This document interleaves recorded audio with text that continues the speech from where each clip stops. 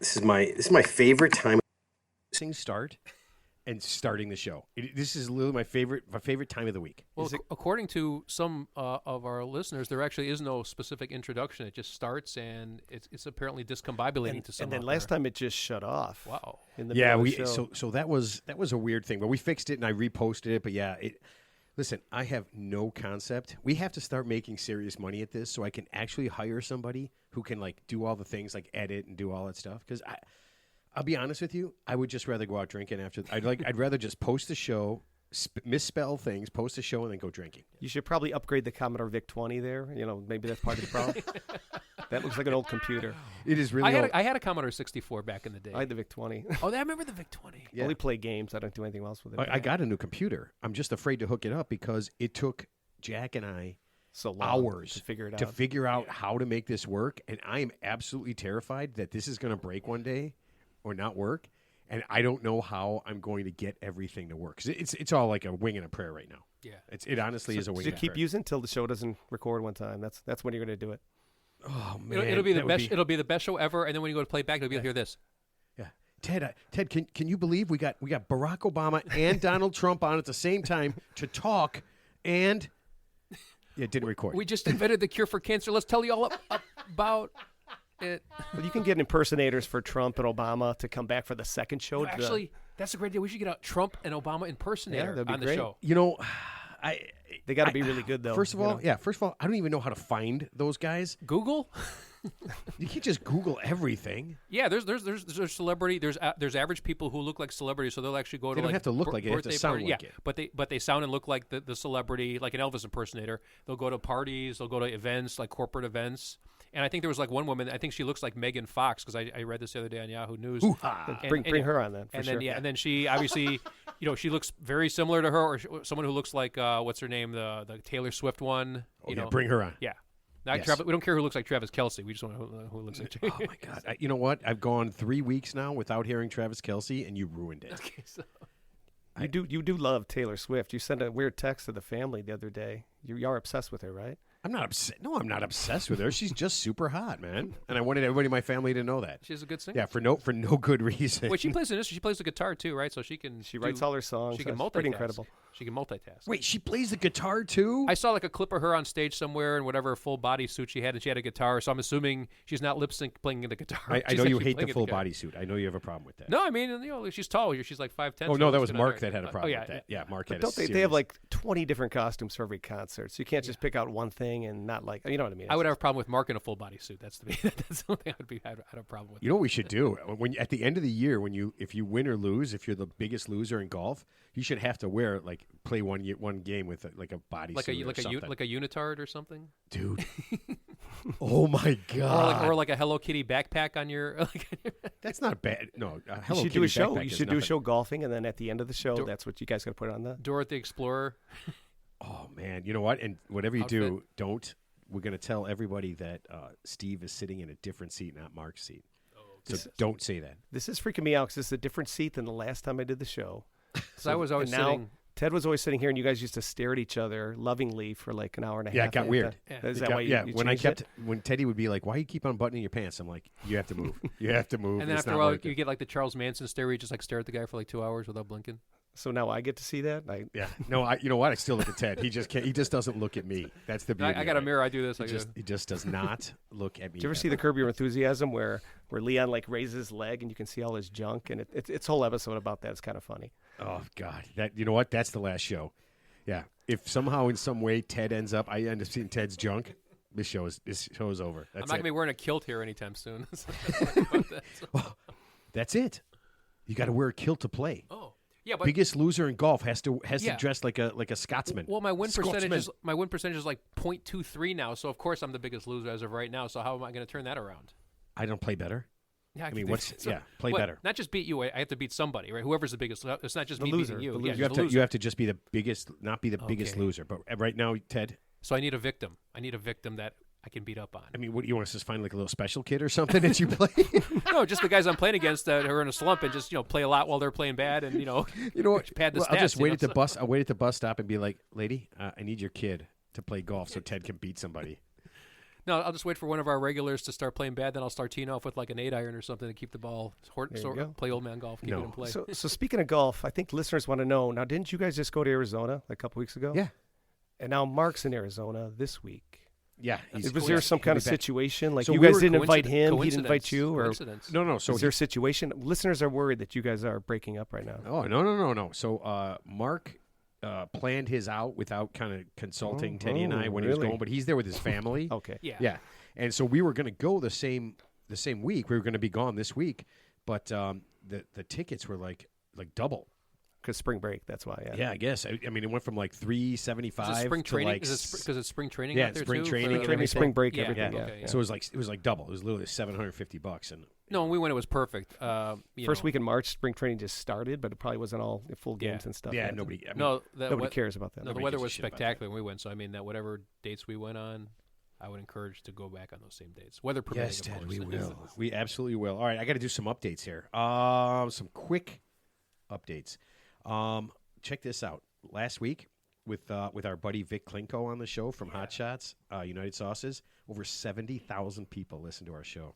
Really? Thank you, Vic. Yeah, That's is that incredible. insane? Well, I mean, he reposted everything. I mean, it was. He texted me like the day after, and he's like, "Hey, do you mind if I repost it? Do you mind if I post all this and send out a link to the show and everything?" And I'm like, "Yeah, I'd be really pissed off if you Absolutely. did that." Yeah, we don't want any publicity. We want to keep this a secret. No, please don't do that. Yeah, so he did, and man, we've just been getting hits right and left. So I mean, Mark really knew his hot sauce. I was impressed. He was very enthusiastic. He was. oh man, dude, I'm telling you, he was an active participant in that conversation. Like, I like hot sauce, but just to put it on some of my stuff. But he really knew all this crap and He the makes peppers, and he makes he the makes peppers. his own sauce. oh yeah, dude. I mean, it was insanity, man. Some serious shop talk going on between Mark and some of those things, man. I tell you, I was coughing. Like, we went to the bar. I must have had like 6 beers just to get that. I mean, Well, when you have trouble talking, you had trouble talking a couple times. oh man, Then that's a problem. When he has trouble talking, something's going on. You have to stuff something really big in his mouth to make him stop talking. Yeah, you know or about something that. really and, hot. yeah, and But Ted's again. We're talking about Ted's junk. It comes out, it's over. hot sauce is just, to me, it's like, I like moderately hot. You're more of a wuss than I am, but No, that sweet chili sauce. I never got past that. And I tried a little bit of the hotter one, but the sweet chili sauce, I actually like that sauce. That's a good sauce. One time, I was in Boston like a long time ago. My kids were young, and I was at one of those hot sauce huts. And I liked hot sauce. My dad had jalapeno peppers all the time. So I'm doing all the, he's giving me all these tasters. I did like 3 or 4. And then I'm like, oh, yeah, I can do that one. Yeah. He gives me this one that's super, super hot. And so I dip it. He's like, just do a little bit. And I had the tiniest piece. I ate this damn thing.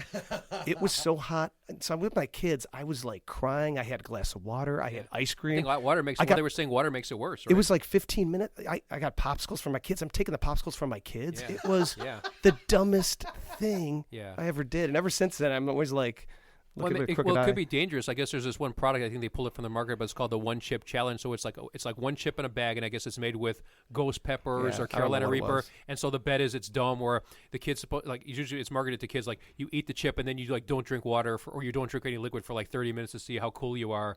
Obviously, it's a terrible idea. Yeah, but, so I looked that up, and I think that kid was allergic. That's probably what the problem was. It wasn't that it was hot. Yeah, it's the kid. of course. Jackson. So I think I might have told the story, but Jackson and his dopey friends when they were in high school, somebody brought a Carolina Reaper pepper, and there's like 6 of them, and he goes, "Oh, everybody take a piece and eat it." Well, one of the kids is literally allergic to the peppers, so what does he do? He eats it anyway, and they end up calling an ambulance to high school for this.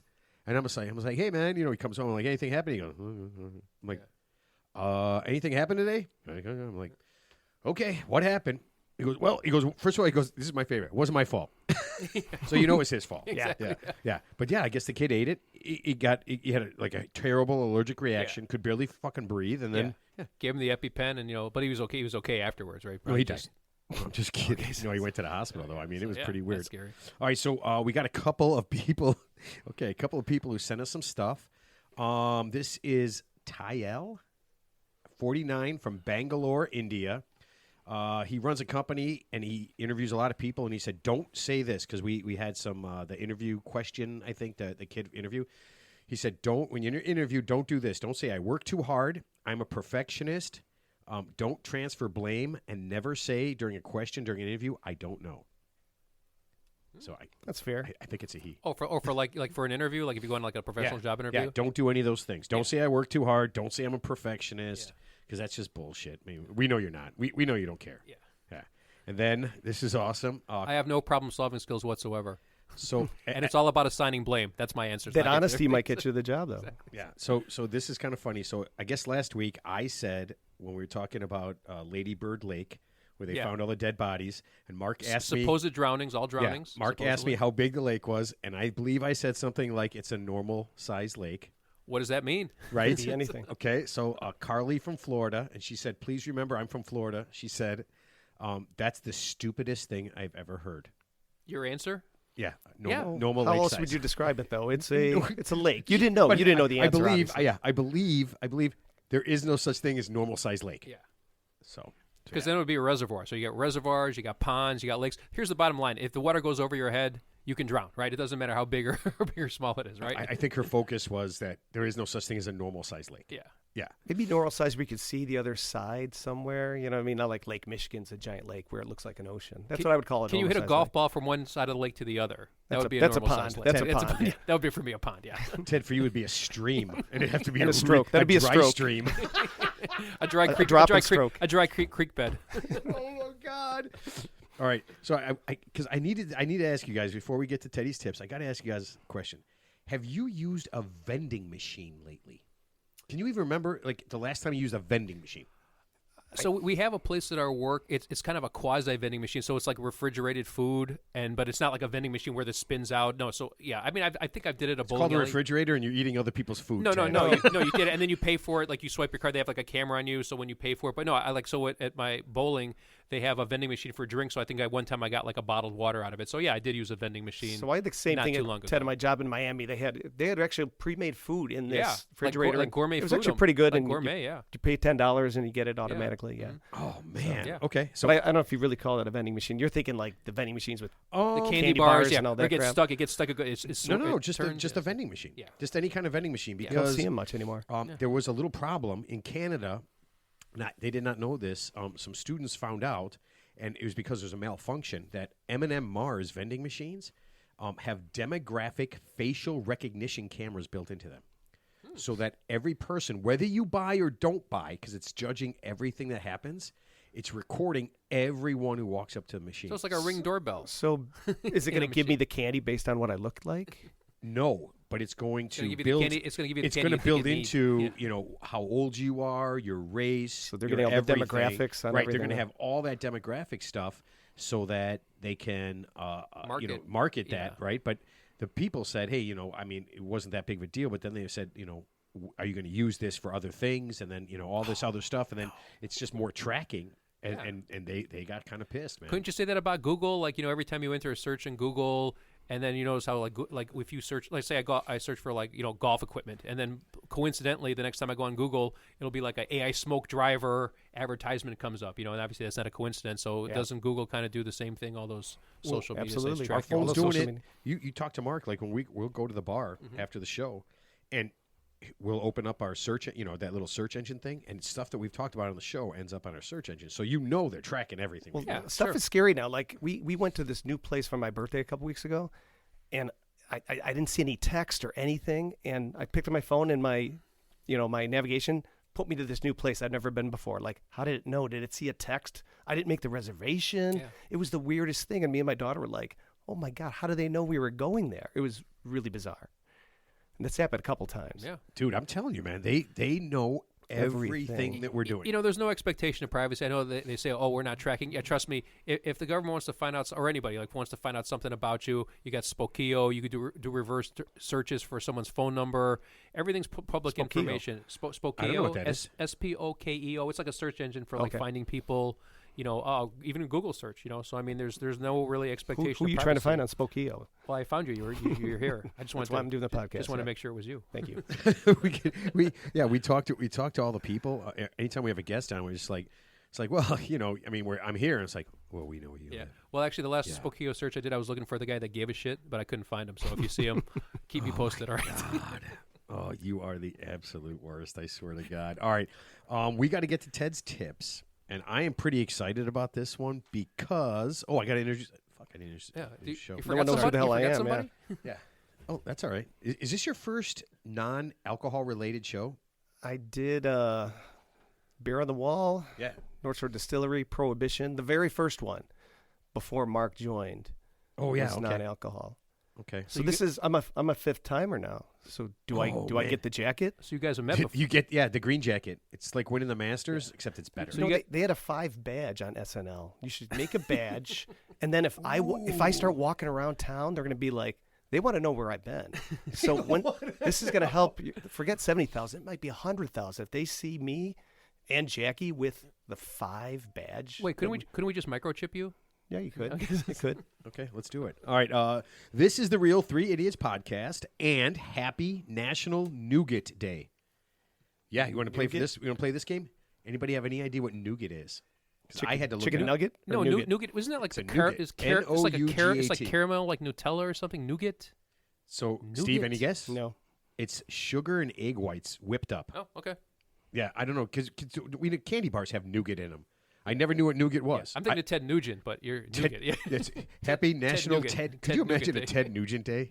That would be great. He's crazy as shit. That'd be so He's awesome. still doing his thing, yeah. And in case you're wondering what that voice is, that is my brother-in-law, Steve. Brother Steve, you guys called me last Brother night. Steve. I don't like that because it sounds like a little religious. It sounds a little religious. Yeah. Mark is on vacation right now. It's his son's birthday.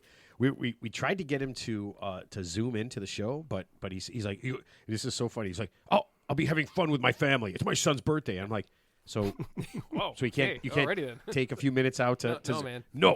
I'm like, okay, all right. Oh, please, he's working on his third hole in one, according to him. Yeah, He had that two? is- He had that two is already? complete Already, and total He took bullshit. photos of the hole Yeah. in one? There was a ball in the hole, so Yep, we just yep. assumed it was. Yeah, I was listening to that the other day, and I was like, that's how we're gonna do it. We're just gonna put a ball in a hole and just like wave, hey. All right, so now we can get to Ted's tips, and Mark is gonna be very jealous because Steve, who texted me the other day, said, "Can I do a song for Ted's tips?" And I'm like, "Oh hell yeah, you can." Oh, yeah. So Steve, hit it. So the sad part, I did this as a joke, but your optimism and you were so excited about it.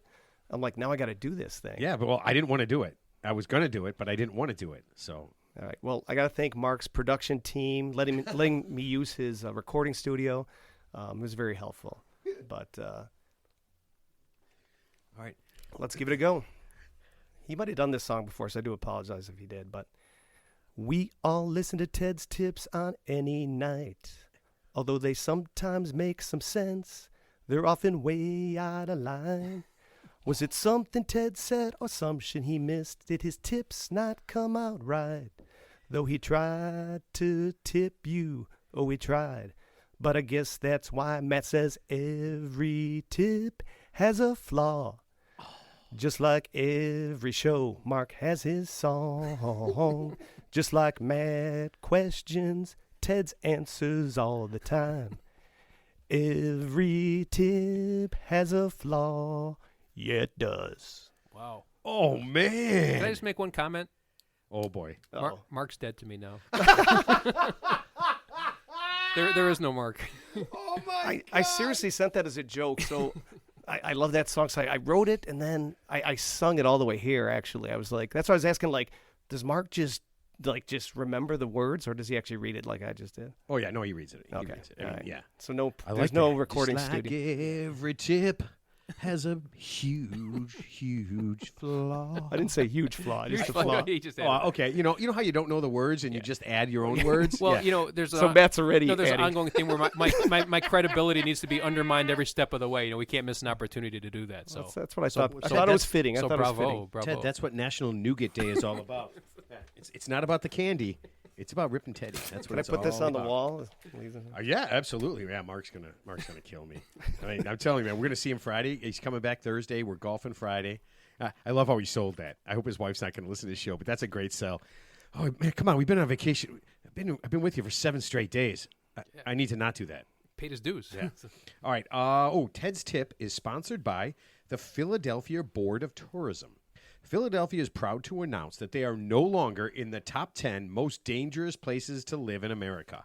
Murders are down almost 1%, robbery and armed assaults have held steady, and there are now 35 cities where you are more likely to be raped than Philadelphia. And feel free to check out the largest collection of Lego art in the world. You can take a tour of the city in our brand new fully armed and armored Bradley fighting vehicle, virtually assuring your safety throughout the tour. And if you like food, check out our over 2,000 restaurants that all serve Philly cheesesteaks. Nice. There is a disclaimer. The city of Philadelphia is not responsible for nor guarantees your safety at any time you are in the city or as you approach the city. Also, please don't speak to or feed any of the residents. They will bite you. Very nice. Is there some Philadelphia truth to that? Is there crime down or something? Oh, no, they're a terrible place. Okay. Yeah, it's absolutely a shit show. Yeah. They're top 35. I actually took all the best things to try to make it sound. Yeah, they are.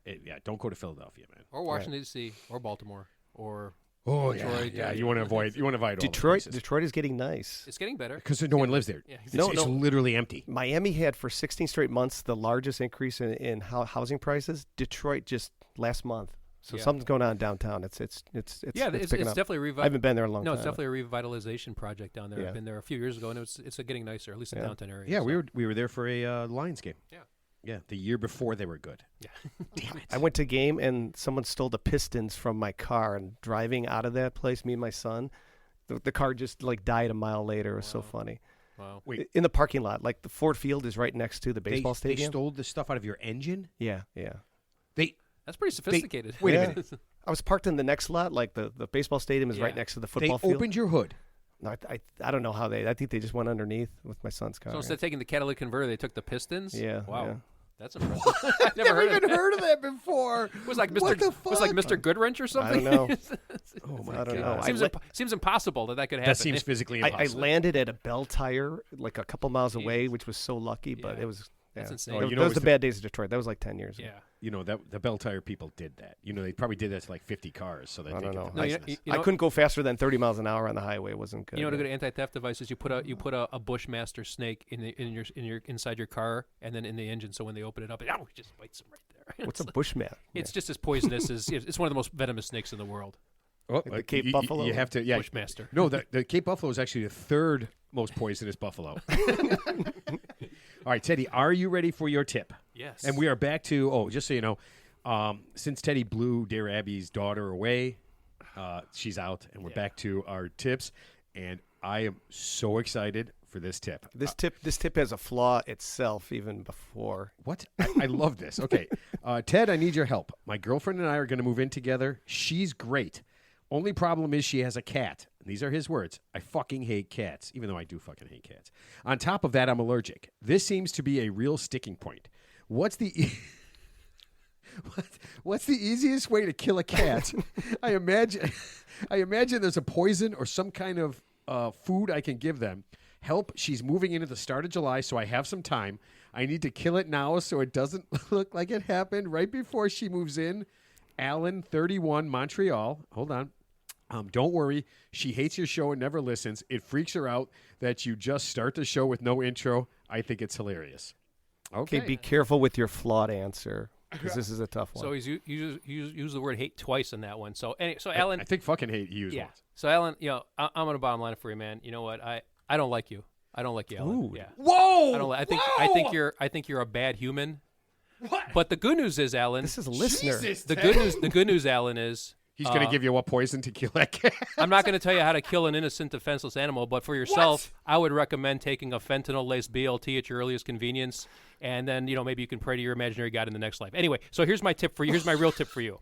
My tip for you is your girlfriend should dump you immediately, and you should find someone who's just as much of a sociopath as you are, who hates animals or cats or whatever they are, and you two can live a life of ignorant bliss together. Because here's the bottom line, Alan. Maybe you're not aware of this. So when a woman loves something, whether it's animals or certain hobbies, they're always going to love the hobbies or their animals more than you or any guy. So when you make a woman have a choice where she has to give up something she loves in your favor, that's automatically a fail because she's always going to resent you for that.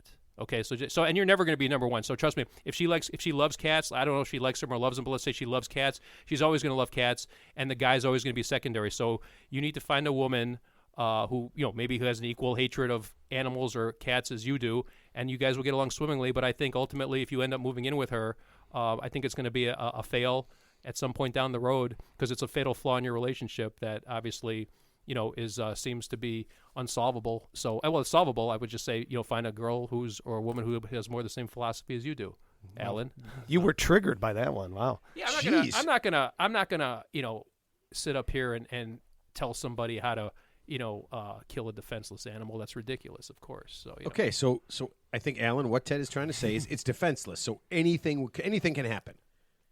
So what you're saying, Ted, is open the door and let it run away. Don't kill it. No, what I'm saying. No, you got to repeat. What does he need to take with the BLT?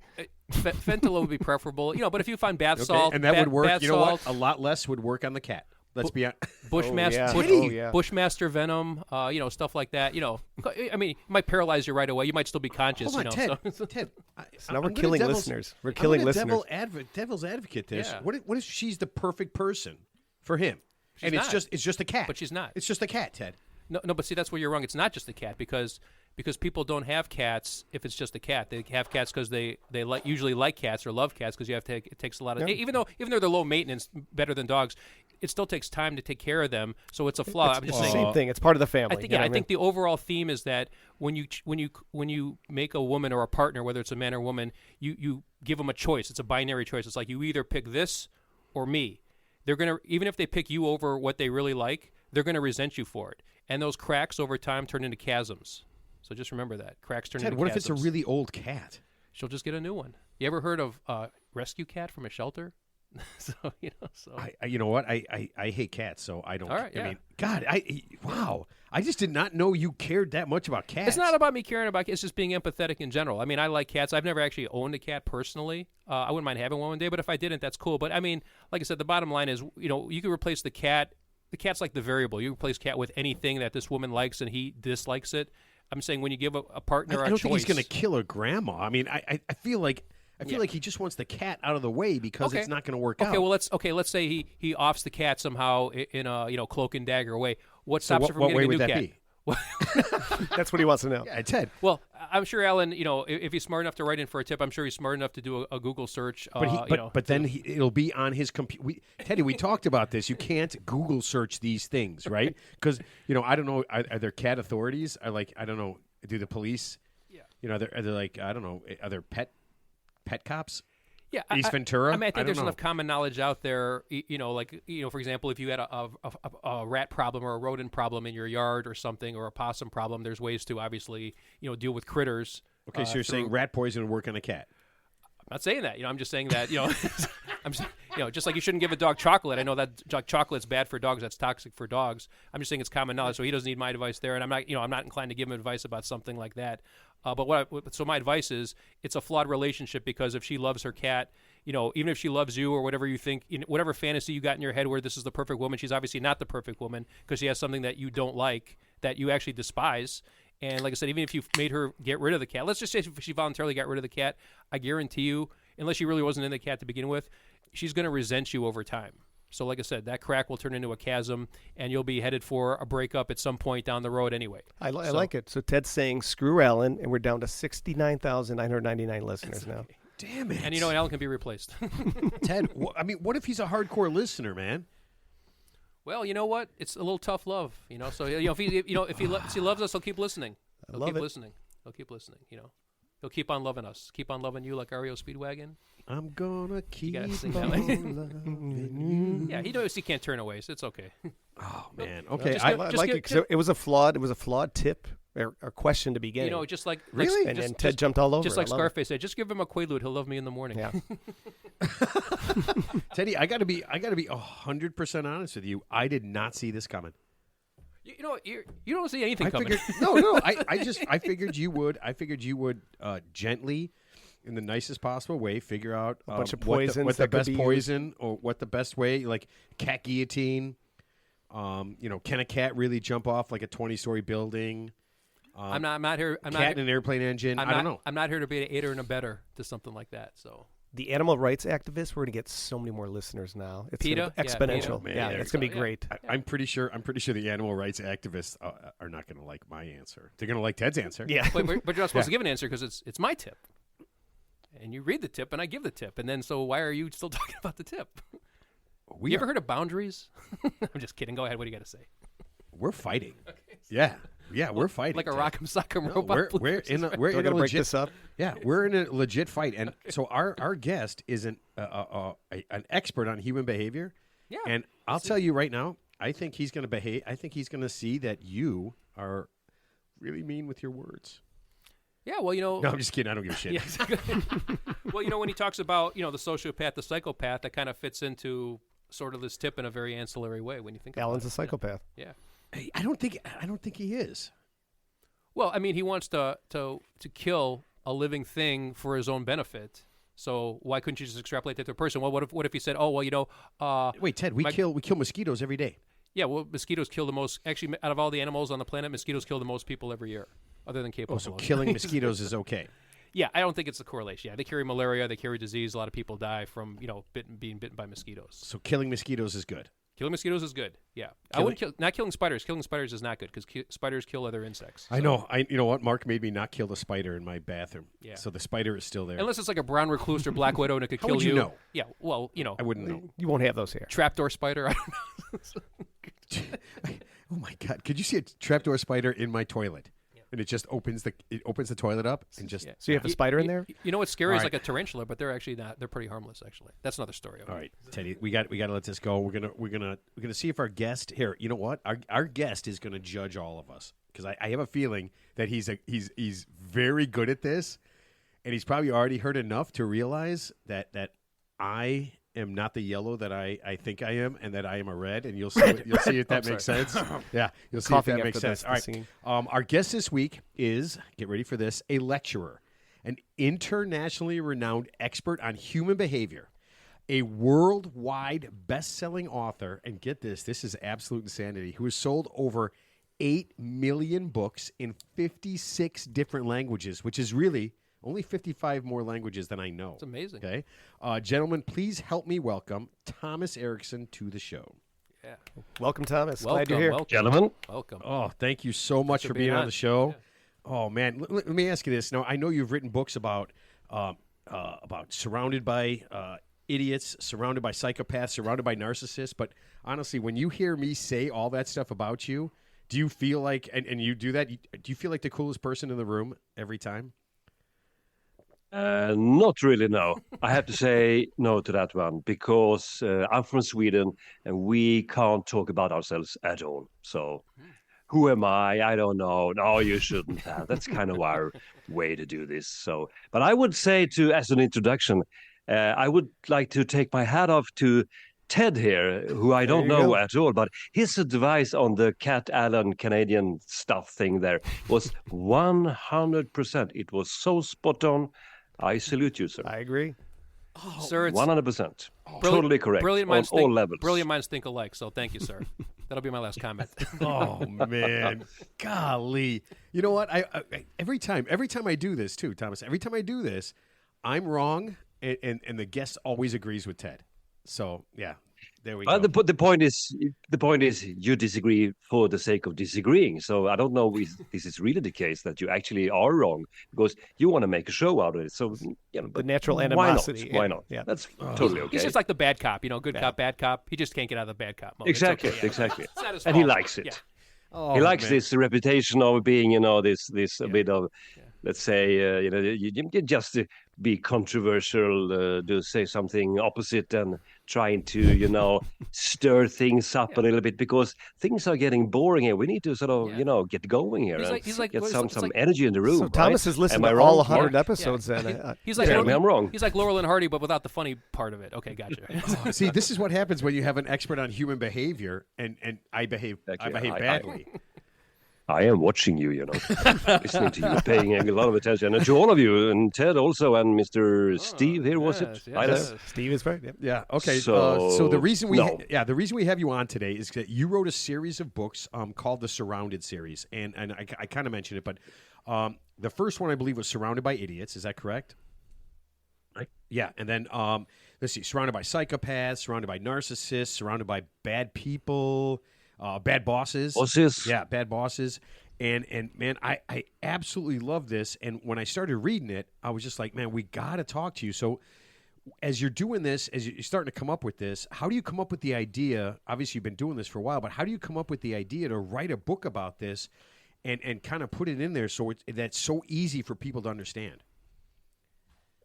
Well, the thing is, starting with the surrounded by idiots thing there, it's actually, I mean, I can't take cred for the phrase itself.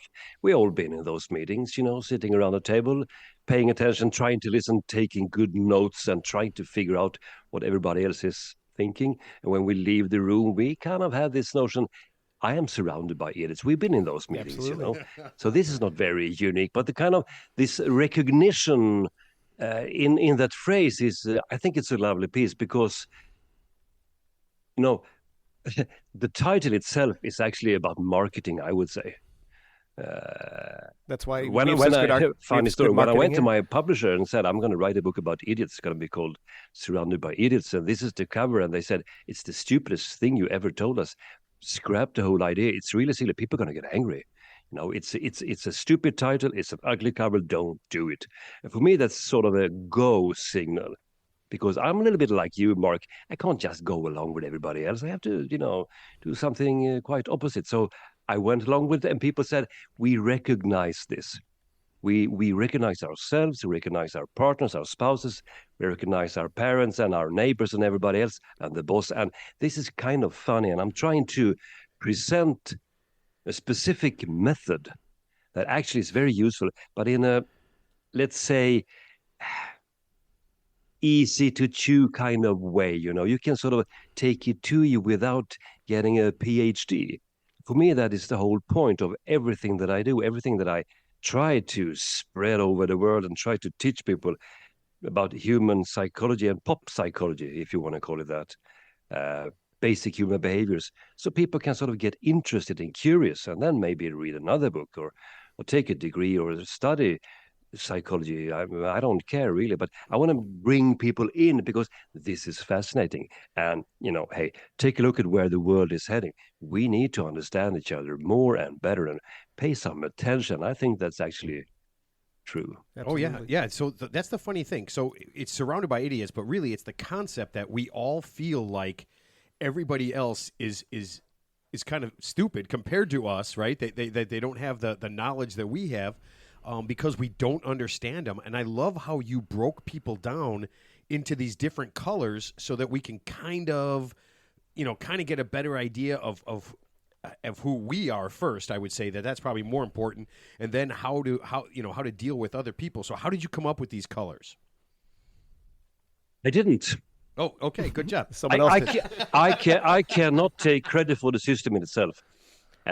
This is based on something called a disc profile, which is a system, a model, if you want to call it that. It's a 2x2 matrix based on task orientation, people orientation, extroversion, introversion. So you get these 4 boxes: red, yellow, green, and blue. The colors I put there just to actually make it more pedagogical. It's so easier for people to understand and to remember basically their profile. It's easy to remember the red and yellow behavior instead of a high D over an I with a low C. Or an ENTJ personality, or sorry, ENTF, ETP, ITBK, is it? No, red and yellow, there you go. So it's only to add a layer of easy to remember kind of concept. But the basics is something called a disc profile, which has been around for, 50 years. So these profiles, does everybody fit into one? Because I was reading them and I am sometimes in certain social situations, I'm yellow, sometimes I'm green. I know the two that I'm not, but do people really fall into a box, or is there, some movement with that? Good question. 5% of the population in the industrialized world actually fall into one of the boxes. As 5%. My wife, she's only red, nothing but red, and fully red, and so help me God. The point is, 80% of the people is a combination of 2 colors. Okay. Why do I call people red or yellow or green or blue? Well, Okay. it's like baking a cake. You need to understand what egg does to the mixture, or if you put sugar in it, or milk, or what kind of milk. You need to understand the basic ingredients. But yes, indeed, Steve, you are a combination of yellow and green. That is the truth. Ted over here is much more yellow than you are. There you go. Wait, are you kidding me? I thought Teddy for sure. You said blue. Yeah, I thought for sure Teddy was going to be like a green-blue combination. You're thinking he's a yellow? Because, wait a minute, that means if Ted's yellow, that means I'm red, right? There's no Oh, question. no. Why is Well, what I actually said was that Ted is more yellow than Steve is. Oh, okay. That's what I okay. actually said. And for our lay audience, So- for our lay audience who might not know what those terms mean, can you distill to us what that actually means to our? Yes. Red means a task-oriented and extrovert, which is the D, which stands for dominant. The I in the disc is the influence, which is the yellow part, which is extrovert and people-oriented. And the other people-oriented profile is the green, the stability one, people-oriented but introvert. And then you have the blue part, who is introvert and task-oriented. That's the C, compliance or conscientious, if you want. That's the blue part. But then again, back to Steve's question, most people are a combination. I am a combination of 3 colors, which is very complicated, especially for my wife. like a rainbow? So Matt Usually is she says too many words, so many words. Do we have to talk so much? you know I Matt say, is red. Absolutely. Matt is red because he's got his own camera. While we share a camera. What's that all about? You know what? That's like not it has nothing to do with my redness. It's just my importance and my self feeling of Self-worth. importance. All right, so as you're putting this I together, rest my case. as you're putting this together, one of the things I got from this, and we were talking a little bit before we got started, was how important it is if you really want to learn about people and doing these things, is to first kind of get a good gauge as to who you are in this, so that you can kind of deal with other people. Do you notice when you talk to people, can they really get a good gauge of who they are, or do they kind of live in like a fantasy world where they take some of just a little bit of the negative part, but kind of focus on the good stuff?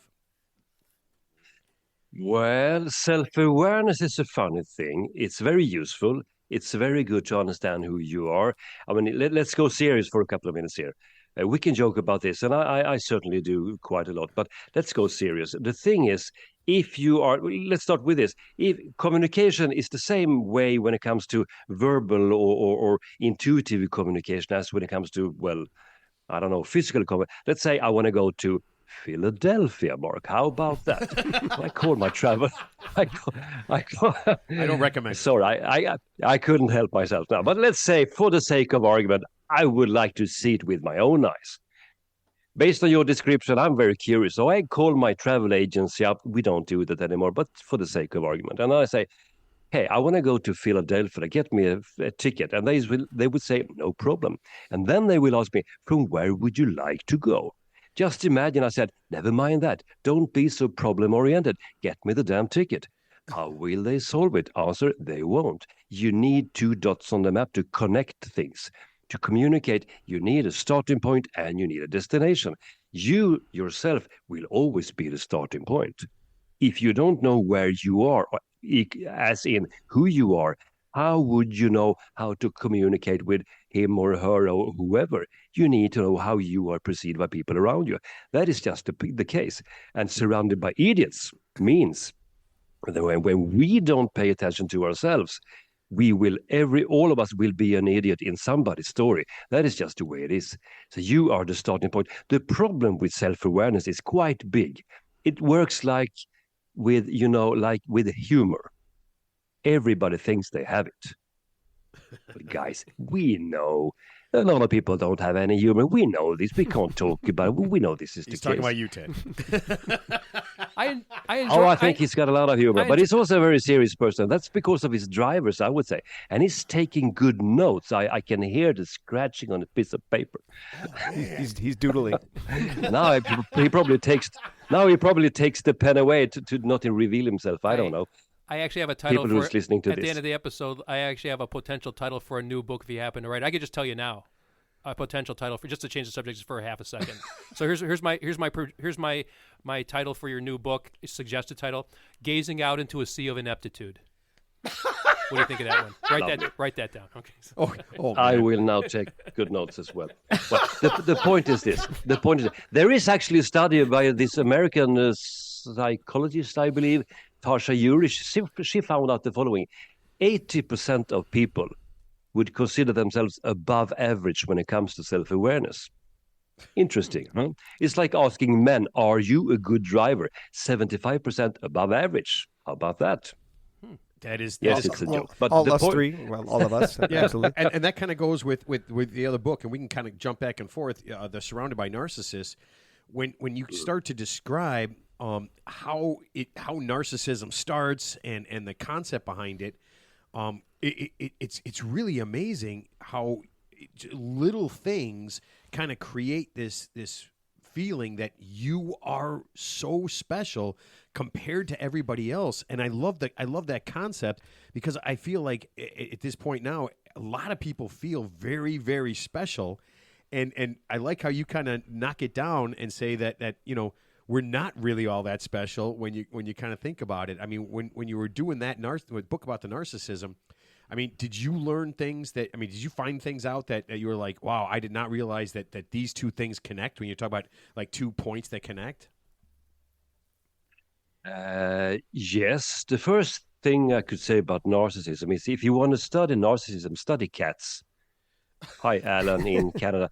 Cats are the most narcissistic animal on the face of the earth. If you want to know how it works, study cats. So change your Moving tip, on, the point with narcissism is, it's what affected me mostly when I did the research is, narcissism is not a new concept. It's a personality disorder. It's not a mental illness. It cannot be treated or cured. As with psychopathy, it cannot be changed. It's in their brains. It's in the amygdala, which controls the flight or fright mode, amongst a couple of other stuff as well. But the point with narcissism is it is spreading like a sort of a disease. It's spreading like a human behavior. We are in the middle of a narcissistic pandemic, I would say, and this is actually, we could a little bit blame social media for this. It's so easy to sort of show yourself to the world, and we know that most people do not show the dirty dishes on Instagram. We understand this, and it's fully okay. But the behavior in itself is narcissistic. Look at me. I am absolutely gorgeous, fantastic, beautiful. I am multilingual, and I can do whatever. And if people say that I can't, I will call them idiots. Narcissists are very, very touchy when it comes to these things. They don't accept criticism, because then you're an idiot, you're a fool, you're a moron, you're a troll, you have nothing to contribute to this. And narcissism is definitely spreading. Teenagers who haven't been treated properly during their teens will continue to be teenagers for the rest of their lives. The teens, it depends, but say 13 to 18 is the most narcissistic period in a human being's life. It's a survival mechanism, and they have to be kind of tough a little bit, you know what I mean? But then they have to get out of it and start, contributing to the society. But these days, people kind of don't do that, because it has become okay to focus only on yourself. And when I say only on yourself, a lot of people in my business, these self-help gurus, some of them are really, really good. So I'm not saying anything about that. But the point is, listen to yourself and fulfill your own needs first, and pay attention to you and your needs and everything. Fine. But you cannot do this only. You also have to sort of raise your gaze a little bit and take a look around you, because you are not alone. You cannot act as if you were the only person in the hood. You need to pay attention to others as well. If not, you are a narcissist. That's just the way it is. Interesting. You said narcissist, and I think you said psychopaths before. They cannot change. So that's kind of sad if that's the truth. I mean, is that a reality? If someone's got that manipulative, opportunistic mentality, it's just never going to change? Can't they get empathy through experience? Or, you know where I'm going with that. You mentioned twice already that they cannot change. They cannot change. If you talk about, it's more crystal clear when it comes to psychopaths than with narcissists. Narcissism, all psychopaths are narcissists, but not all narcissists are psychopaths. It's sort of a floating scale, and no one can see what I'm doing with my hands here. But the point is, this is scale. You can't get certain points on a certain checklist and so on and so forth. But the thing is, you cannot change. It's like saying to a cat, "Don't hunt mice." You can't chase them around. You can't play with them. And certainly, you can't kill them, and you can't eat them. Tell that to any cat, and he will just look at you and say, "What are you talking about? Why wouldn't I? I'm a predator." That is psychopathy, and very often also narcissism. Even though I would consider two bad things, I would go with the narcissist before the psychopath, because psychopaths are dangerous, and that is not a joke. It's no damn joke. They are dangerous. Not all of them are violent, but they will manipulate you and screw your head up completely. And we've seen those people around a lot, and it's painful. I have experienced both in my life, and it's painful. It is painful, Mark. So is it important then? I mean, I'm thinking about, because we were talking about this. Steve's running a big company now, okay? And anybody who's doing that, is it important to know? I'm looking at these different colors and the different things, and knowing your audience. Is it something that isn't happening enough to people who are running companies or running, are in charge of large amounts of people, that they don't know enough about the people that are around them, so that they're not being good leaders? They don't know how to put together a good team. They don't know how to match the personalities of the people. Is it something that is it like a basic thing that should happen to so that everybody has this information? It would be a good thing if everybody understood themselves and understood the team and the team members and so on. Obviously, it starts from above. I mean, water is always pouring downwards. If the management doesn't pay attention, why would I pay attention?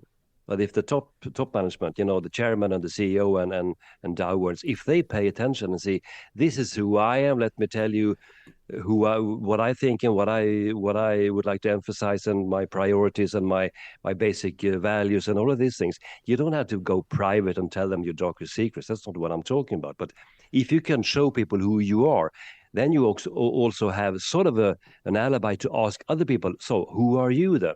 You can test this with tools. There are digital tools for get real reports and graphs and all of that stuff. I think it's a good thing. People criticize me sometimes. We don't like to label each other. We shouldn't label each other. Well, maybe not. But hey, we are labeling each other constantly. We just use different labels. So why not use something that is useful? That's my point of view. In any organization, why not use these, call it labels, call it guidelines to understand. If it's an introvert, if a person is an introvert, maybe I shouldn't tell him to do the karaoke sober. Maybe I shouldn't. Maybe I should say, hey, would you like to sit a little bit to the side with a glass of red wine? Oh, that would be lovely. Thank you so much. Sure. Why would you demand someone to violate their personality? Don't do that. It's stupid. I like what you're saying. But what's the question? There's no question about it. I like what you're saying. In the leadership role, what you're saying is completely right. It doesn't matter how much you know. It's how you deal with people.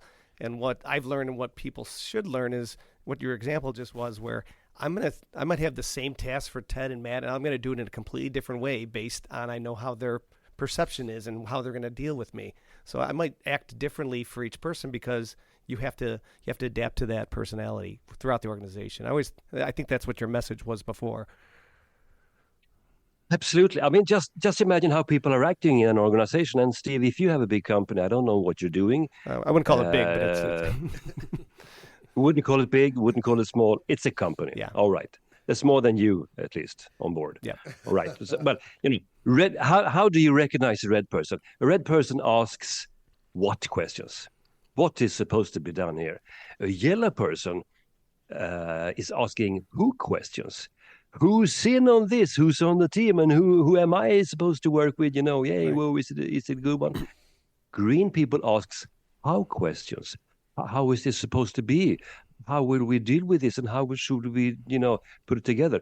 And the blue people, they ask why questions. Why is this important? What's the analysis behind all of this? If you only could understand that tiny piece, you could sort of put people in certain corners of the room, and you can understand, okay, if I get a lot of these questions, I could adjust my answers in the correct way, and you will get less friction, you will get less misunderstandings, less misconceptions of whatever you are delegating out there, I don't know, and less conflict equals you will save time and you will make more money. This is what I do for the organizations that I work with. This is how I help people to take away all the rubbish. When the chain breaks, it's 10% bad routines, but it's 90% bad communication. And this is a huge piece of it. Wow, it's funny. I think about, I was in the same company for 20 some odd years, same school for 25 years with 100 or so people. And I think to myself, if I would have put a little bit more effort into learning the different people that were around me, I think I would have been a little bit happier. I mean, I think I personally, whether my job was fulfilling or not, I think I could have done a better job at this. Learning and listening too, that's a key a lot of the time. Yeah. Do you find when you're talking to people that they kind of have like an epiphany, or they kind of have that kind of moment where they realize that this is something that can be helpful to me? I was in Toronto last fall, and I gave a lecture for, I think it was, 900 dentists gathered from all Canada. And I gave a talk, keynote speech, and I talked about the colors and communication and self-awareness and things. And afterwards, two people were standing at the side of the scene. I was, packing my laptop and all of that. And I saw they wanted to say something. I said, okay, come on up here. What's going on? I said, no, we don't want to distract you. Just say hi, And I said, no, you want something from me. Well, what is it? So the guy came up. They stood there, looked kind of cute, a man and a lady. And he said, well, we are kind of sort of a couple. And I said, okay. And then he said, we have been moving in and out from each other, for years, back and forth, back together and then apart and back together and apart. Because it's been really tricky. It's been a bumpy road. We can't get along. We don't understand each other. And it's been, a lot of conflicts. But we kind of love each other. And she starts to giggle, yeah, we kind of love each other. And I said, okay, so what are you going to do? Well, then we read your book, Surrounded by Idiots, and we suddenly realized there is no idiot in this relationship. He's red and I'm green, she said. Yep. We are just very, very different. But when we figure that out, we realized, oh, is this how you are thinking? Is this why you are communicating this way? And I said, congratulations. And then he said, well, now we are getting married. So thank you, sir. It had to make you feel good. These moments for me is like, wow, it's hard to describe it. On the radio, I almost said, it's hard to describe how this makes me feel because it's a simple method, but it's easy to wrap your head around it. And again, I am red, she's green, but we figured it out. We are getting married. And I have so many of these stories, people saying, we finally got it. A lot of people are quitting therapy. They don't go to couple therapy sessions anymore because they said, we understand now what the problem is. We cannot communicate, but now we can. We got a kind of a roadmap. And I mean, how cool is that? And I've seen this every week in 56 languages, as you mentioned, in the introduction that you don't even have or whatever it was. So that is, for me, a lot of people are getting epiphanies, I guess, because damn, why couldn't I see this? Why couldn't I see it? But now I can see it, and now I cannot unsee it. It's super cool. I love it. No, that is. I mean, that's that concept, right? Where if you and we all have different friends, right? We Teddy and I, we have a group of friends, that we see on a pretty regular basis, and we're kind of you start to see these different things. And you start to realize how much easier it is to deal with the people that you see on a regular basis because you know where they're coming from.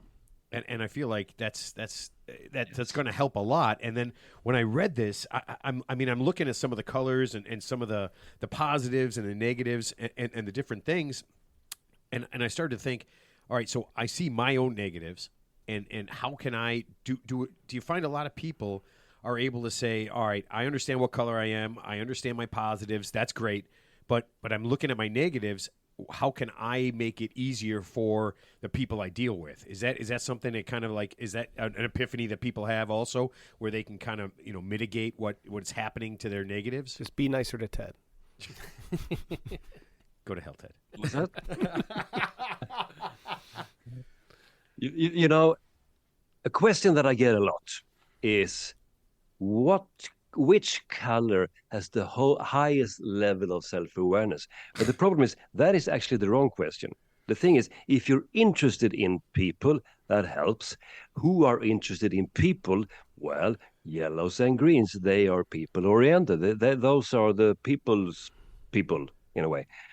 But if you, I'm not going to go all Simon Sinek over you here, but you need to find a reason. You need to find some kind of why. If you are struggling with constant conflicts, and in a red person's case, it takes too much time. I don't care about the damn conflict. I can live with a bloody neighbor. He's an idiot. I don't care about him. But it takes time. It takes focus. It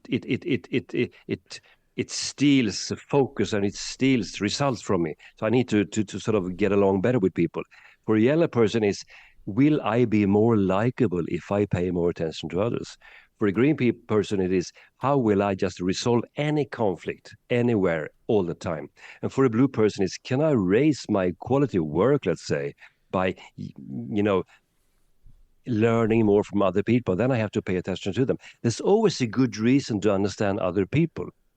Regardless who you are, how perfect you might think that you are, / narcissistic, doesn't really matter, because you will always be in minority. Everybody else will be different than you are. Say to yourself, I am unique. Fine, I have no problem with that. Maybe you are, maybe you're not. I don't know. There's 7.5 billion people on the planet. If everybody's unique, it's not a big concept, really. It's just, it's just the way nature works. We are all unique. Fine, let's move on. But if you feel that you have a good reason to investigate, to pay attention, and to listen, to really, really dig into what is happening around this guy or this lady over here. How can I learn more about this individual? Well, pay some bloody attention and learn about yourself, and you will see life will be so much easier.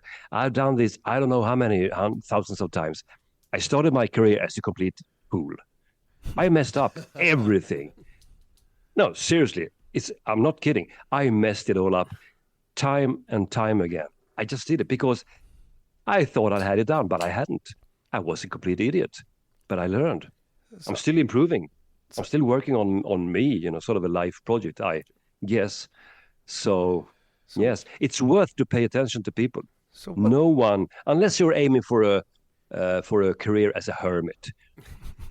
But none of you are, right? Especially Steve with his big company and everything. Very small company. Steve's the face of the company. And Ted and Mark and who's not here? Who was it? Oh, Mark's Matt, not here. That's Matt. Matt's here. Yeah, Matt's here. Yeah, don't worry about it. Don't worry about it. So Thomas, we're don't worry about I'm it. surrounded by idiots but too. we all have a reason. Everybody will need other people. Maybe not all the time and everywhere, but you won't make it without being able to communicate and collaborate with people. It sounds like a cliche. I understand that, but damn it, is still the truth. So hallelujah. Thomas, I hear your passion. How did you get into this? I used to be fascinated with psychology when I was in school a long time ago. I never went into it. I mean, Carl Jung, he's from Switzerland, I believe. Were you inspired by somebody, or is this business acumen where you've come up with these? What's your inspiration? Because I see your passion and I love it. It's a good question, and I appreciate it. I had an epiphany of my own, I would say. When I was 24, I got my first managing position. I'm an ex-banker. Oh. Don't judge me. Finance. We're in the same industry. There we go. The same industry. No, but anyways, so I got my first man. I was a good sales guy, really good sales guy. So I said, okay, I'm a good sales guy. I'm probably a good middle manager as well. Probably, I'll probably figure it out. So I sold myself to these people. Said, take me, and they for some reason did, and I messed it up. As I said, it's so painful to talk about it. Still, 30 years later, still so painful. Because whatever people came to me with, I said, well, solve it or fix it or deal with it or do something. Because I didn't know. I didn't know anything. I was a manager. I was, sort of managing. Don't ask me all of these questions. So basically what happened, you got promoted to the level of your incompetence at the time. That's what happened. Absolutely so. Happens all the time. After I think 8 or 9 months, people were sort of frowning when I entered the room, and I I was kind of a cool guy, 24, great suit, and a beautiful tie, and I knew how to comb my hair, and look like a manager, but I didn't know nothing. So I went to my boss's boss, 2 levels up, and I said, take me out of this equation. I don't know what I'm doing. He said, you better stay put, Sonny, because your boss is even worse than you. He's not even here. So you just stay in there. Hang in there, and we'll see what happens. You were surrounded by idiots, it sounds like. Surrounded by, exactly, touche, as they say in Germany. But the thing is this, after a year or so, I managed to sort of just cross my name out on the organizational chart and get out of that. And then the HR department, by the way, when you leave a job, you sit around the coffee table and someone bought some piece of cake and you have coffee or whatever, and they give you a little gift. They say, good luck on your next step in your career. And, they didn't give me anything. Good riddance. It was awkward silence for 20 minutes. At the final stage of this horrible, horrible meeting, I gave them a plant and said, I'm sorry. At the final stage of this meeting, one of the ladies, she felt so bad for me. She said, yeah, we got a little bit better at the end, it was awful. And then the HR department called me up and said, hey, would you like to fancy a personality test, would you? And I said, sure, I'm a willing learner. So then I met the disc profile, the 4 colors, the first time. And I filled the questionnaire in, and I got the report in my hand, and I said, this is horrible reading. What is this? It's you, my friend, they said. Would you like to talk about it? But it's me. It's the truth about you. Yes. You better book a meeting with us. And they gave me some feedback. And it was horrifying. It was scary as you cannot imagine, because there were all my lovely flaws that I haven't even considered, because I was a fool, a complete fool. But I learned. This was the starting point. Maybe I should pay some attention to me. So I started working on me at the age of 25. 3 years later, I went back to a managing position, and I did much, much better, because I didn't enter the room thinking I knew everything. So lowering sort of my, being more humble, paying more attention, working on my listening skills, which is not natural for me, because I have, no green whatsoever. Terribly sorry. I mean, on my mother's side, they took all the green there. But I'm doing much better now. But I think I got adjusted or corrected or put on the right track. Let's say early enough for not sort of screwing my whole life up, because some people in their early 50s still don't understand. People think differently from what you do, Have you ever noticed that? No, I haven't. I don't listen to people. I don't like people. Well, you're up for a sort of a big surprise here. Is part of it that people don't want to believe what, if they did something like that, they don't want to believe what the outcome is, because obviously you were shocked by some of the things that happened. I mean, do people just kind of are in denial? It's like, that's not me. I'm the funniest guy. I'm the best looking guy. I'm the smartest guy. And when they get that information, that people love me. Why wouldn't they love me? Right. Exactly.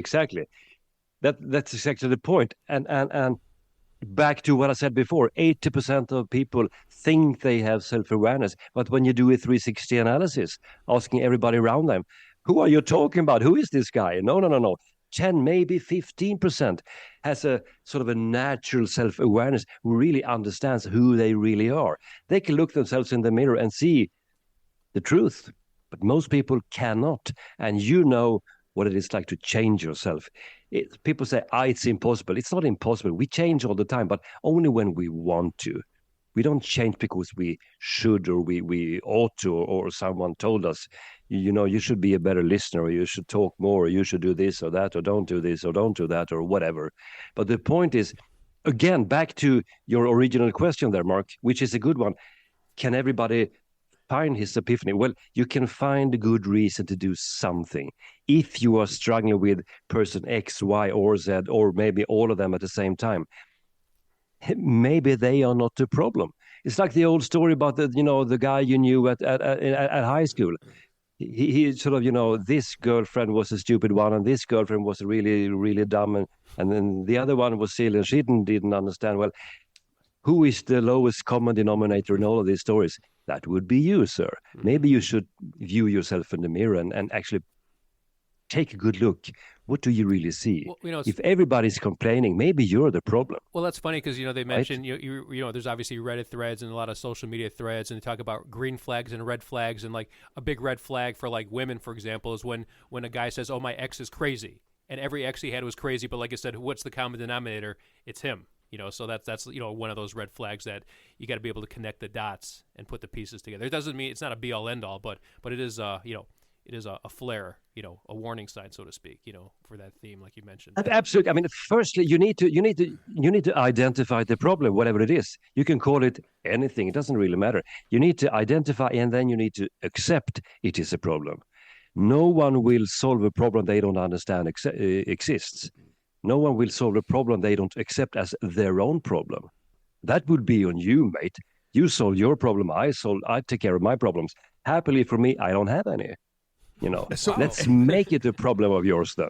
Is that part of? Let's give this guy a problem. is that part of the narcissism thing? Where and again, I told these guys right before the show started, I listened to the beginning of the Surrounded by Narcissists, and as you described like a kind of a standard narcissist, and I'm no fan, but I felt like you literally described Donald Trump to the absolute, because it's somebody that we've seen, a narcissist that we've seen, for the last, 6-8 years. And when you described him perfectly, I thought you understand exactly, you had that exact understanding of what a narcissist is. And when that guy is like that, I mean, when we start to recognize it, how do we like get away from it? Because I feel like, narcissist, Donald Trump, a lot of cult leaders, Elon Musk. I'm seeing all these people. How do we kind of turn that voice off, or turn that narrative off when we are part of, when we see it so much? How do we get away from it? How do you turn the whole enterprise around? Well, I don't really know. Donald Trump is obviously a narcissist. That is the truth. The thing is, from over here in Europe, the reports from the US is very, very, it's very tilted towards everybody hates Trump over here. If you really look at what he actually accomplished, I mean, there's one thing about him that I like. He didn't start any wars. I can salute him for that. But he's a super strange person. He's such a weird individual. How could he ever reach such a position? As a European, this is really hard to wrap my head around. I'm sorry, guys. I don't know how that happened. But we can and then I see Joe Biden on the screen. I don't understand that either. But we can extrapolate. What's going on? But we can extrapolate that He don't argument. even find his way up to the podium. Yeah. I feel sad for the gentleman. But we can extrapolate that to like any company out there. Like, how could this person be a supervisor or a manager or a CEO? Because they seem completely incompetent, over their heads. They must have known somebody. They must have been at the right place at the right time. But you can extrapolate what's happening with American politicians to any walk of life where there's like a supervisor. I'm not, just talking about, someone who's, maybe you don't like the supervisor because they're competently doing their job, but someone who's incompetent. Because I think I mentioned several episodes ago, you can tell you're dealing with an incompetent manager. You go to them, you ask them a question, and then they get defensive and they answer your question with another question like, "Oh, you don't know." Didn't we talk about this already? Yeah, because they're masking their own inequities, so to speak. Yeah. So. Absolutely. Listening to Mr. Trump is a very, as a behaviorist myself, it's a very weird thing, but it's also fascinating. I mean, he fascinates people, and I can understand why that is. Narcissists has always fascinated people. That's why we sort of let them, we just keep them around, if you know what I mean. And they can do good things as well. I mean, people say, I mean, he was probably a better businessman than he was a president. And what do I know? I don't know. I'm a total amateur on American politics. I don't know anything. But he did make himself a billionaire. And then people might say, well, he got $1 million from his father, you know, how hard could it be? Well, you get $1 million from your father and you turn it into, what, 10 billion? Could you actually manage to do that? I'm not so sure. So he's good at some things, right? Yeah, and maybe not the things that we and need, even without, but he's good at some things. And without coming to the defense of Trump, he was the president already for 4 years. And you know what? The country didn't fall apart. All the people who claimed they were going to leave the country in protest if Trump got elected, they stayed. So, you know, obviously it was much ado about nothing. And even if he's elected again, democracy is not going to die. It's not going to be a dictatorship. It's not going to be martial law. Obviously, it's just the people who really vehemently are against him are, of course, you know, just like you could say, well, the trials against him right now in the United States could potentially be politically motivated because he's running for president. You know, I'm not a conspiracy. January 6th, come on. I'm not talking about that, but I'm saying like I don't know how we got into this, and I'm from Sweden. What do I know? I know absolutely nothing. But the point is this: what I like about your constitutional system is the president has some power, yes, but mostly he doesn't have any power. Mostly it's up to a lot of other people to make the final decision. He's not Vladimir and I think Putin. that's a good system. He's not Vladimir Putin, for example. Yeah. All right. So stay in on Narcissist, and we'll get off of Trump because Ted obviously loves him. No, I love him. I'm looking at it as an objective way. So I don't like him or dislike him. I'm just saying he's there. When we're looking at Narcissist, I was one of the things I was thinking of, and when I went through the book is serial abusers, and how they are narcissists. And how easy it is, and you kind of went through all the different ways that a high-quality narcissist is able to control the people around them, no matter who they are, no matter what color they are. And you made it sound so easy that it actually sounded kind of scary. They have a blueprint for how they do this. I mean, they have a sort of let's call it they have a sort of operandi for this. They know. It's like I met a couple of psychopaths in my days. I mean, they are even better at manipulation. And if you didn't know, I can tell you something about the psychopaths and American presidents as well. If you are interested, just ask me and I will tell you. There has been some fascinating studies on this topic. But anyways, it's sort of, they have a manual how to behave, how to use gaslighting, how to use, triangulation, how to use, lies and fraudster behavior and so on.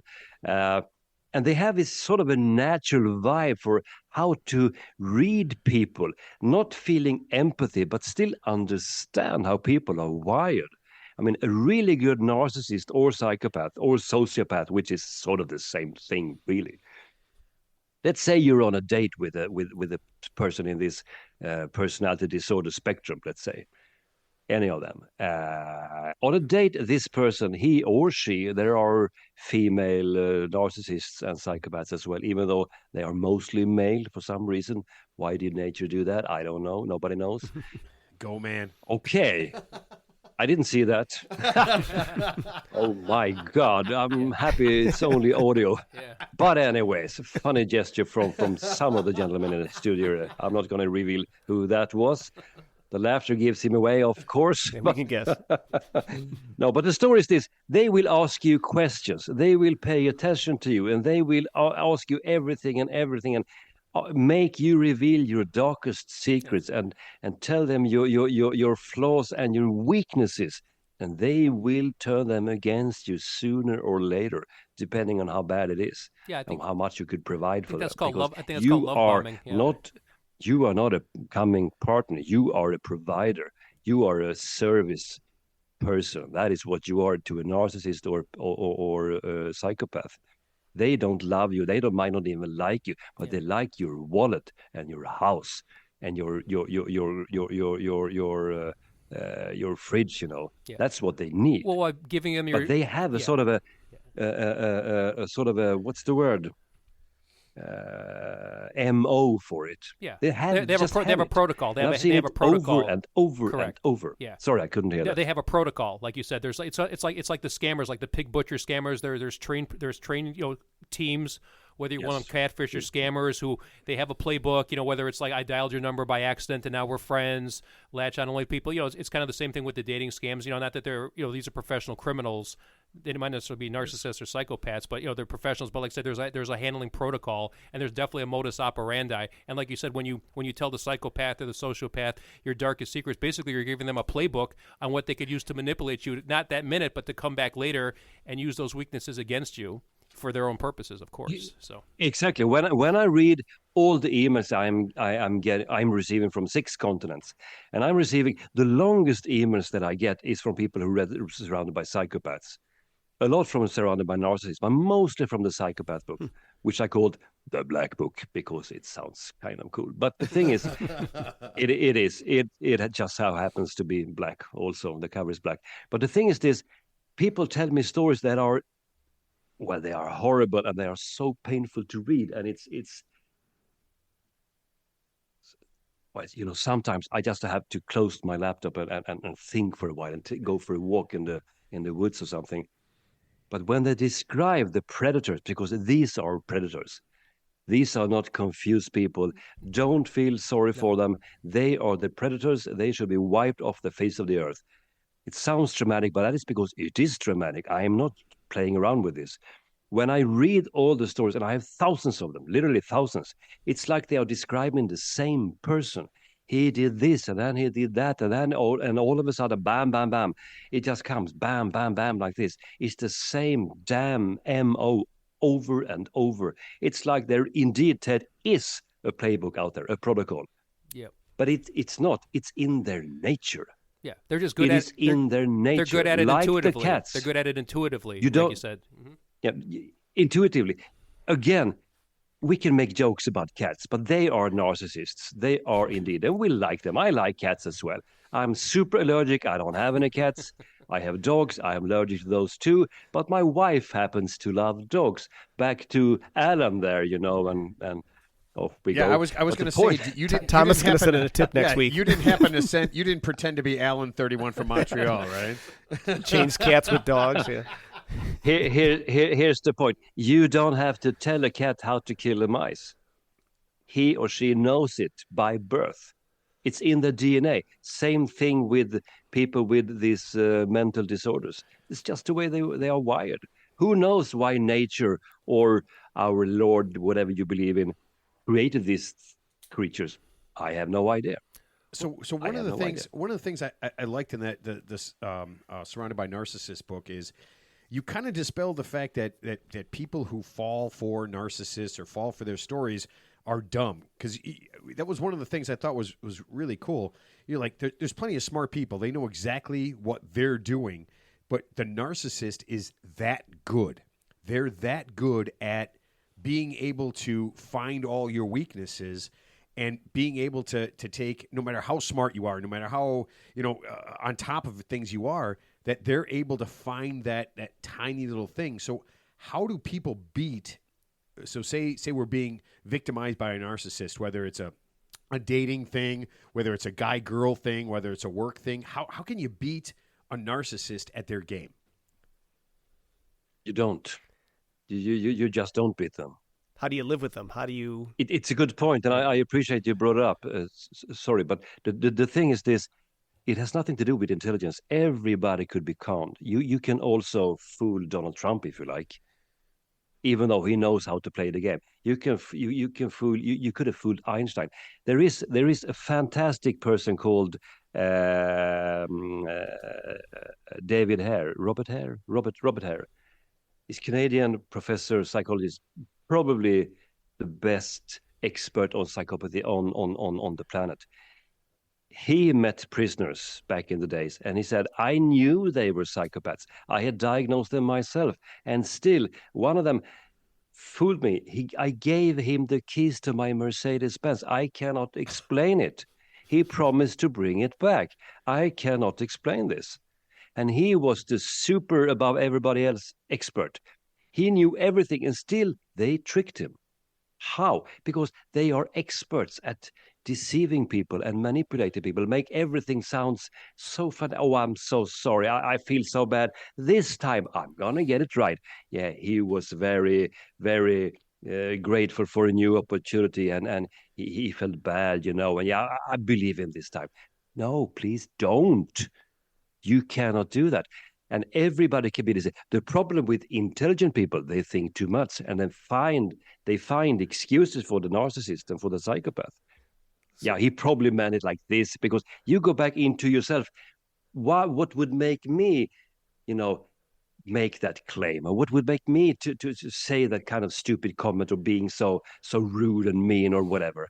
Yeah, maybe he was really stressed out. It could be this, could be that. So you sort of reason with yourself, and you find excuses. Well, you rationalize for why they behave the way they did. Yeah, you rationalize. Just like this is a bad example. Exactly. Like during the Holocaust, then this is how the Nazis rationalized. Well, I didn't kill anybody. I'm just in transportation with the train. I didn't kill anybody. I just dropped the chemicals. I didn't actually kill anybody. But that's how the Nazis were able to rationalize the mass murder of 6 million Jews, where they denied accountability. I'm just in transportation. I'm just guarding something. I'm not actually killing anybody. So just driving the train. What do I know? The human mind can rationalize anything it wants. Just like if you go in front of. That's why the law is interesting. You can interpret the law any way you want to skew it in your favor.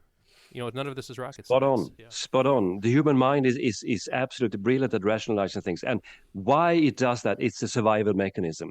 I will tell myself anything, not to get hurt, not to get killed, not to get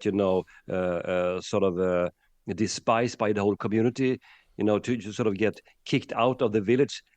That's 100% death 10,000 years ago. If you couldn't be a part of the village, you were dead. Yeah. You wouldn't survive out there in the jungle by yourself. So you need to be a part. So you need to find a reason to stay put.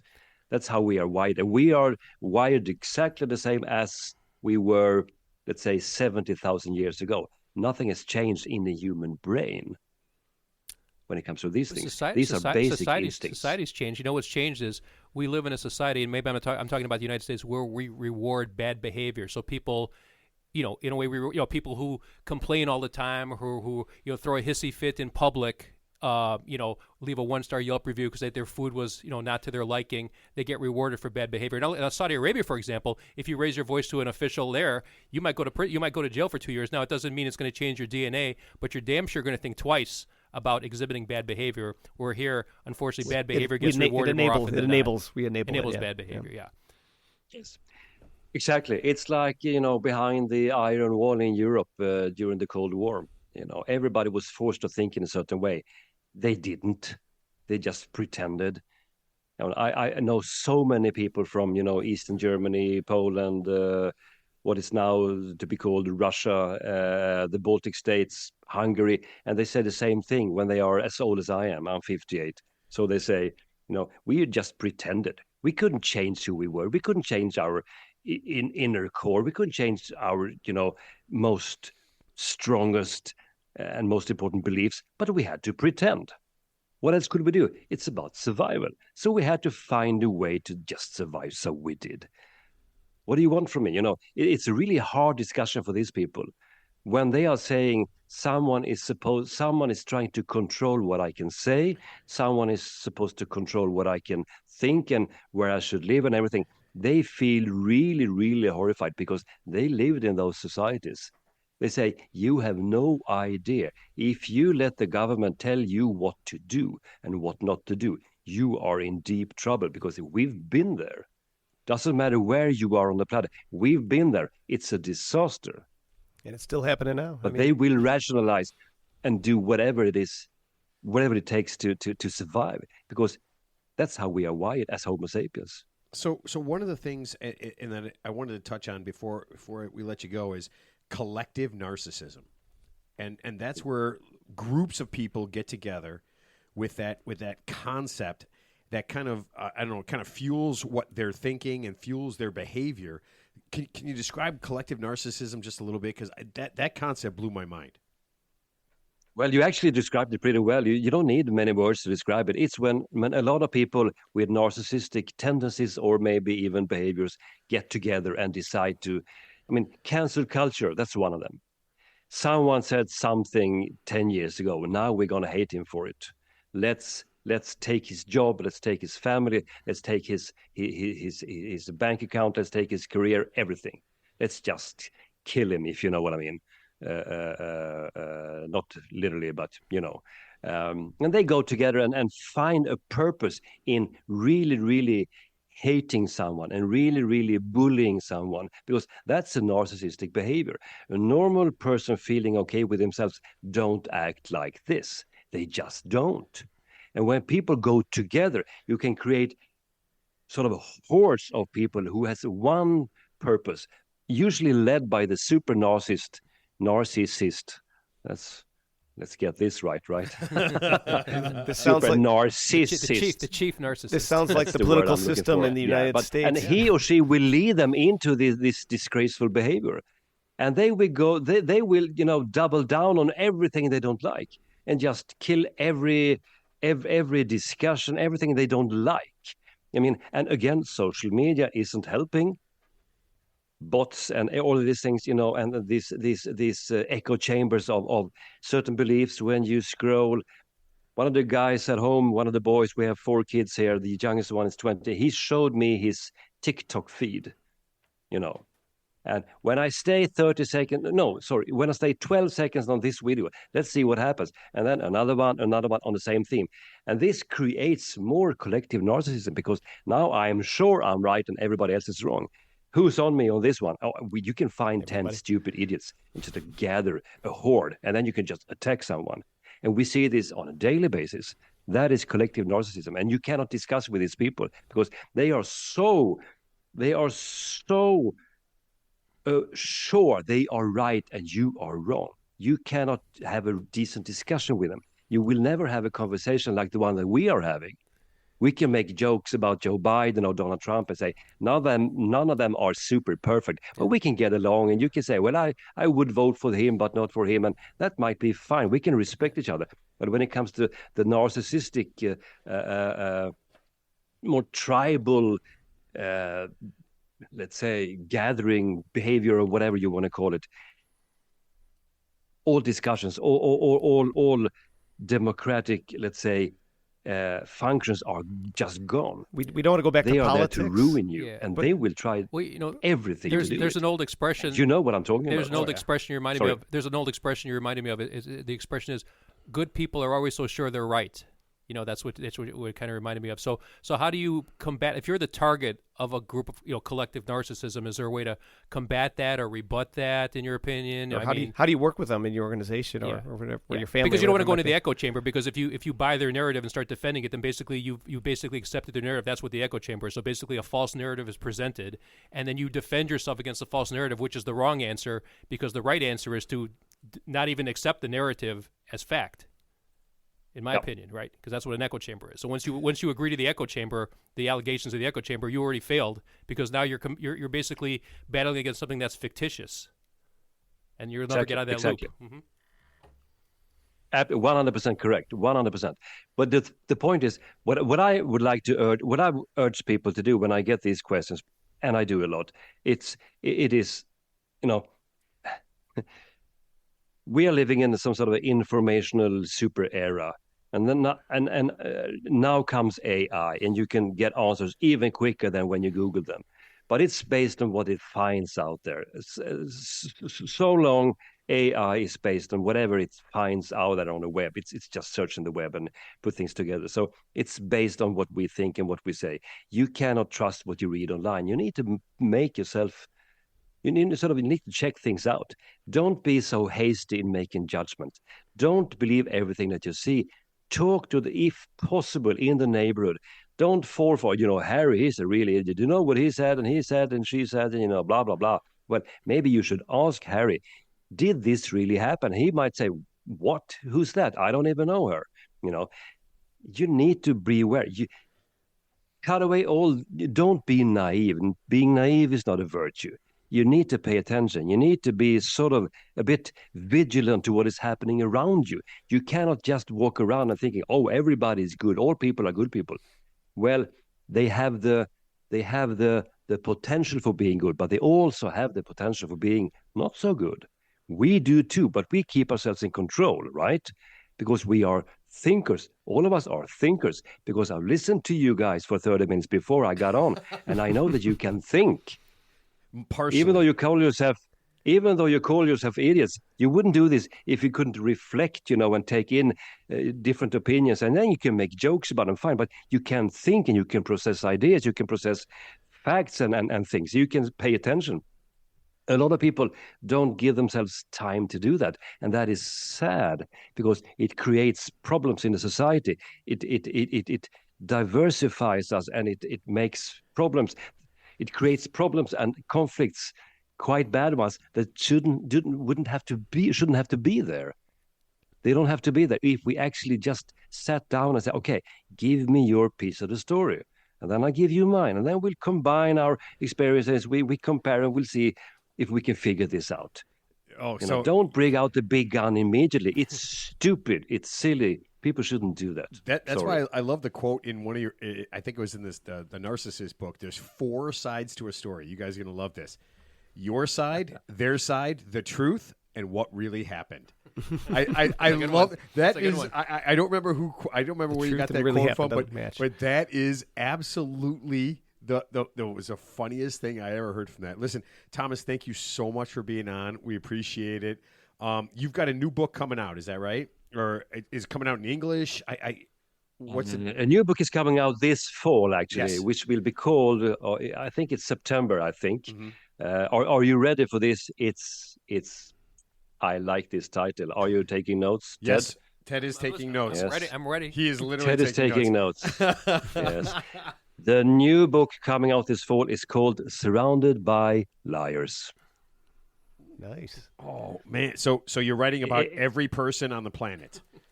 It's a thick book. Yeah, I know. Everybody's lying.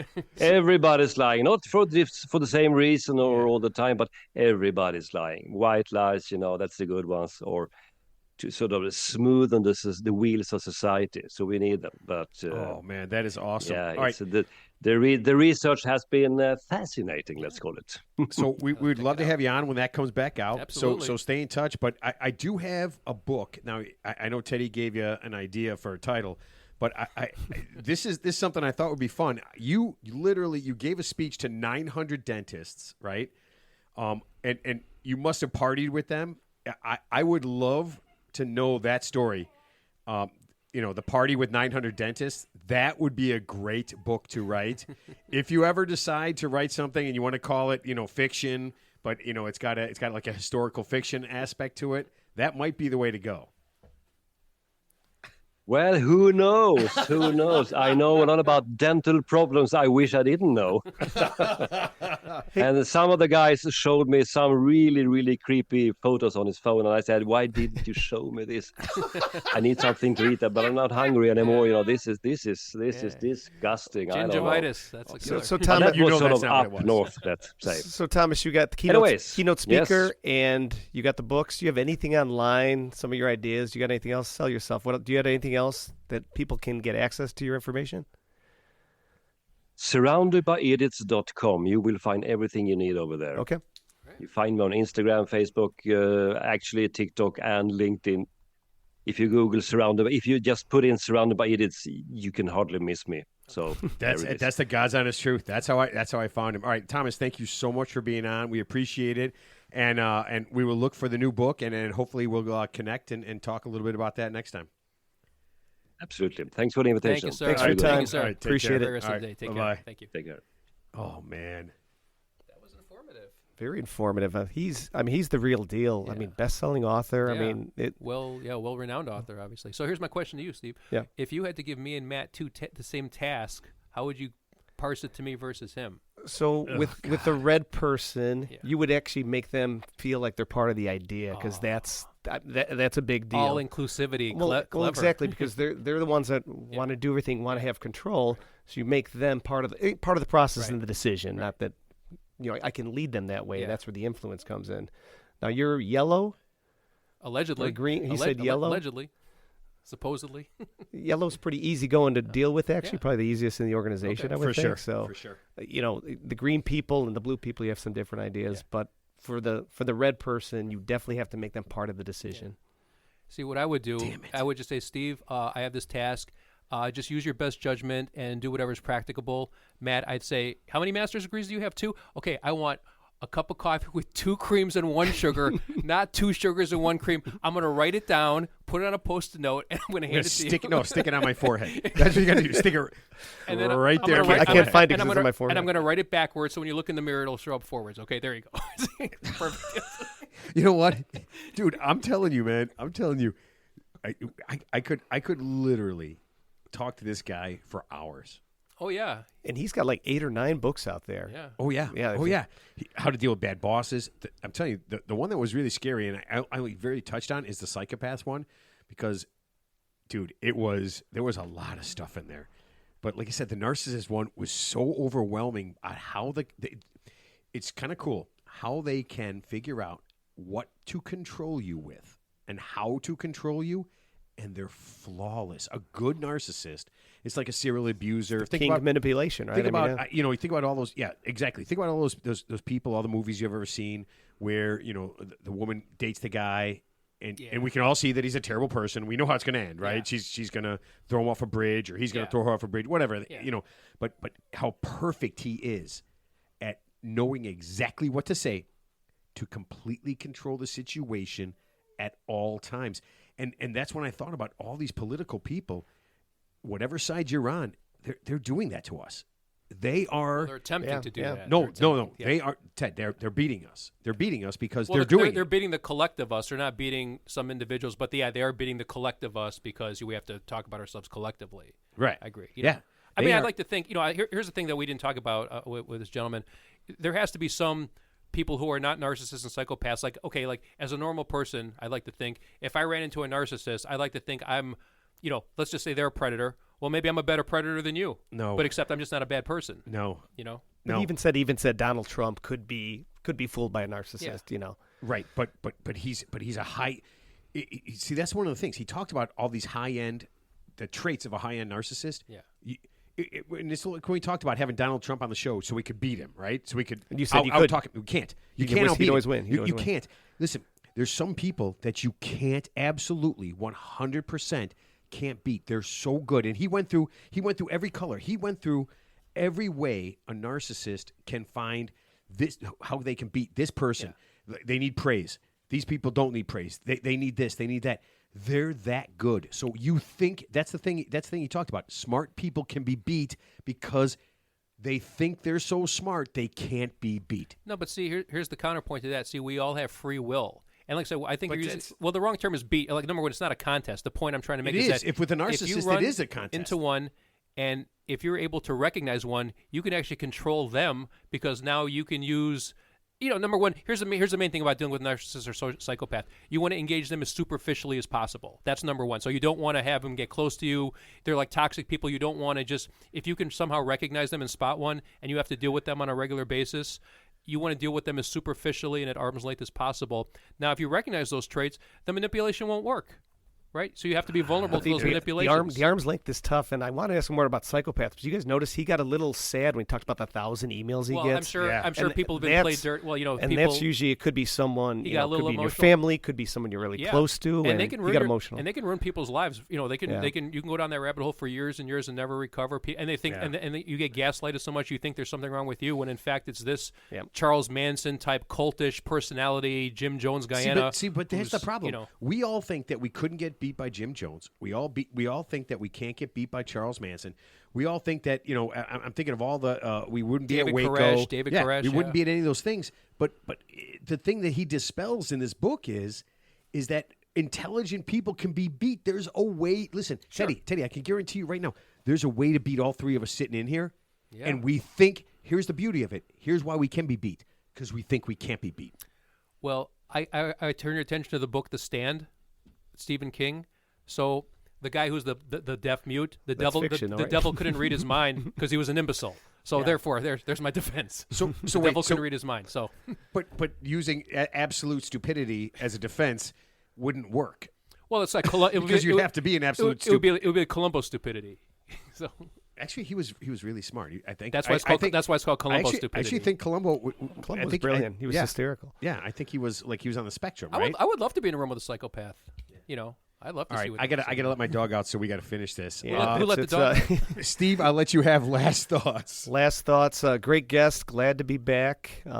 Sorry that you and Mark had this falling out with the golf thing, but I hope he's back. But no, thanks for having me on. I always like to be part of it. So you think it was a golf thing? Yeah, I really do. I'm sorry to hear that Mark will never be coming back. And Mark's been Wally pipped. Mark's been here the whole time. He called me Mark the entire time. Yeah, he called you Mark. I love that. Yeah, he's been Wally pipped. So Luke Gehrig just took his spot. No. All right. So are we saying goodbye to Mark now? Yeah. Right. No, just say please let your dog out. And it was a great episode. Thank you. Yeah. I love it, Ted. I love how you pretended to ask like 7 questions that all turn out to be statements. It is like a dream come true every time you start. Can I ask one question? And then it doesn't end with a question mark. Look, it was a big love fest as far as I was concerned, so I don't know what you're talking about. No, I just kidding. It was great. Yeah, it was great, man. I'm telling you, man, these books are absolutely incredible. You got to check them out. Let's see. Mark is back next week. If we want him to be. If we want him to be. I'm sure he'll have a song. That'll be good. Yeah. Oh man, he's gonna be so mad when we see him on Friday. If he shows up. You know, we're gonna post this tonight. He's gonna listen tomorrow, and he is gonna MF us on the text like all day. Should I send him like 20 different like parodies of songs? And I'll just send him the lyrics. Should I do it? Oh, dude, That'd he be would lose his shit. All right. Are you gonna make a grown man jealous? Listen, keep listening. Keep liking us. Hit us up on voteforted.com or thereal3idiots.com. Go to we're on Instagram, we're on TikTok. Enjoy it. Still on TikTok. Is TikTok still a thing in the USA? TikTok. Oh yeah, it won't be. It won't be in a little while, unless it gets sold to if US Nancy Pelosi does tic-tac-toe to TikTok, which she also was the worst she thing has to I've trade ever the stock in advance, so we'll find out what her moves yeah, are. I'm not worried about that. All right, you know what? No guests next week. Actually, no guests for a little while. We're just gonna have some fun and hang out. We might have Jackie on. I know I owe her a trip on here, so we'll see what we can do, and we will see everybody next week.